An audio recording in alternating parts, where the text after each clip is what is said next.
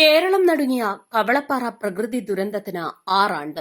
52 ജീവനും 42 വീടുകളും മണ്ണടരുകളിലേക്ക് വലിച്ചിട്ട ദുരന്തം സമ്മാനിച്ച നീറുന്ന ഓർമ്മകൾ പേറി മലയോര ഗ്രാമം. 2019 ഓഗസ്റ്റ് 8 രാത്രിയാണ് കുറെ മനുഷ്യജീവനുകൾ തകർത്തെറിഞ്ഞ ഉരുൾപൊട്ടൽ ദുരന്തമുണ്ടായത്. തിമിർത്താടിയ പേമാരിയെ തുടർന്ന് മുത്തപ്പൻ കുന്നിന്റെ ഒരു ഭാഗം അടർന്നിറങ്ങി ഒരു ഗ്രാമത്തെയൊന്നാകെ മണ്ണാഴങ്ങളിലേക്ക് തള്ളിയിട്ടു. കവളപ്പാറ ഊരുനിവാസികളടക്കം 59 ജീവനുകളെയാണ് അന്ന് ദുരന്തം കവർന്നെടുത്തത്. 20 ദിവസത്തിലേറെ നീണ്ട രക്ഷാദൌത്യങ്ങൾക്കൊടുവിൽ മണ്ണിൽ പുതഞ്ഞ 48 മൃതദേഹങ്ങൾ മാത്രമാണ് വീണ്ടെടുക്കാനായത്. ബാക്കി 11 പേർ ഒഴുകിപ്പരന്ന മൺകൂമ്പാരങ്ങൾക്കിടയിൽ എവിടെയോ കിടപ്പുണ്ട്. പെറ്റുവളർന്ന മണ്ണിൽ ഒരു മനുഷ്യായുസ്സിൽ ഉണ്ടാക്കിയതെല്ലാം അവരോടൊപ്പം മണ്ണടിഞ്ഞു.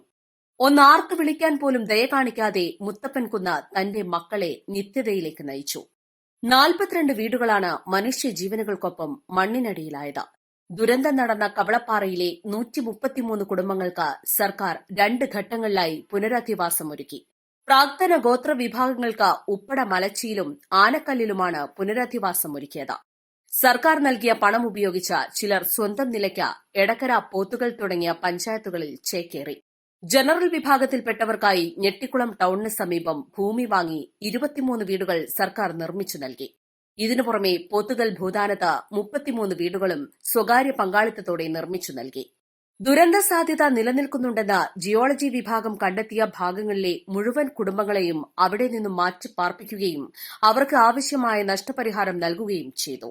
എന്നാൽ കവളപ്പാറ ദുരന്ത പ്രദേശത്തിന്റെ പരിസരങ്ങളിൽ അധിവസിക്കുന്ന 72 കുടുംബങ്ങൾ ഇപ്പോഴും ഭീതിയുടെ നിഴലിലാണ്.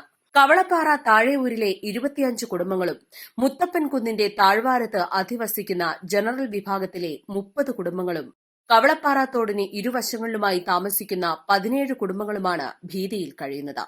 പുനരധിവാസം ആവശ്യപ്പെട്ട് ഇവർ ഹൈക്കോടതിയിൽ കേസ് നൽകിയെങ്കിലും തീരുമാനമായില്ല. കനത്ത മഴ പെയ്താൽ സുരക്ഷിത സ്ഥാനങ്ങളിലേക്ക് ഓടേണ്ട ഗതികേടിലാണ് ഇവരിന്നും. ഉരുൾപൊട്ടലിൽ മുത്തപ്പൻ കുന്നിലെ 40-ലധികം കർഷകർക്കാണ് ഭൂമി നഷ്ടപ്പെട്ടത്.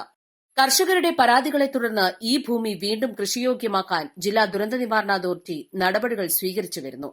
ശ്മശാനത്തിന്റെ പ്രതീതിയുളവാക്കുന്ന അവസ്ഥയിലാണ് ദുരന്തഭൂമി ഇന്നുള്ളത്. പ്രളയ ദുരന്തത്തിൽ കവളപ്പാറയ്ക്ക് പുറമെ പാതാറിലും ഉരുൾപൊട്ടലുണ്ടായിരുന്നു. ഉരുൾപൊട്ടൽ വനത്തിലായതിനാൽ ആളപായമുണ്ടായില്ല. ഇഴുവാത്തോടിന്റെ കരകളിലുണ്ടായിരുന്ന നിരവധി വീടുകൾ പ്രളയപ്പാച്ചിലിൽ തകർന്നു. പാതാർ ടൌൺ പൂർണ്ണമായും തകർന്നടിഞ്ഞു. മുണ്ടേരിയിലെ ആദിവാസികളുടെ ഏക ആശ്രയമായിരുന്ന ഇരുട്ടുകുത്തിയിലെ നടപ്പാലം, ചാലിയാർ പുഴയിലെ കൈപ്പിനിപ്പാലം എന്നിവയെല്ലാം പ്രളയത്തിൽ തകർന്നടിഞ്ഞിരുന്നു. 5 വർഷത്തിനു ശേഷമാണ് ഇരുട്ടുകുത്തിയിൽ പാലം നിർമ്മാണത്തിന് തുടക്കമിട്ടത്. 2019 പ്രളയവും ഉരുൾപൊട്ടൽ ദുരന്തവും മലയോര മേഖലയെ പാടെ തളർത്തിക്കളഞ്ഞു. 6 വർഷം പിന്നിടുമ്പോൾ ഇരകളായവർ ഇന്നും അതിജീവന പാതയിലാണ്.